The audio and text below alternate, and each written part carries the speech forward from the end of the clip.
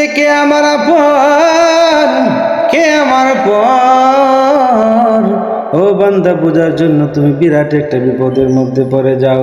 বিরাট একটা বিপদের মধ্যে যখন তুমি পড়ে যাইবা, বুঝে নিতে পারবা কে তোমার আপন, কে তোমার পর। বিরাট একটি সমস্যায় যখন আপনি সহযোগিতা চাইবেন, দুনিয়া সবাই আপনাকে সাহায্য করতে চাইবে না, বুঝে নিতে পারবেন আসলে কে আপন, কে আসলে পর।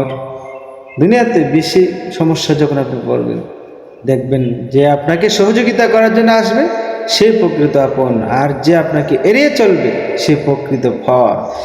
আসলে দুনিয়াতে আপনার পরে খেলাটা বোঝা যায় না। যে তোমাকে সব থেকে বড় আপন ভাবতো, সে তোমার সব থেকে বড় পর হয়ে যাবে। এই দুনিয়ার মানুষ ঢাকা উত্তরায় যে ঘটনাটি ঘটলো বান্দা, কত শিশু মারা গেল, কত স্বপ্ন ভেঙে গেল রে মানুষ। এইভাবে আমাদেরকে একদিন মরে যাইতে হবে। এরা কি জানতো, এই শিশুরা কি জানতো তাদের মরণ হয়ে যাবে?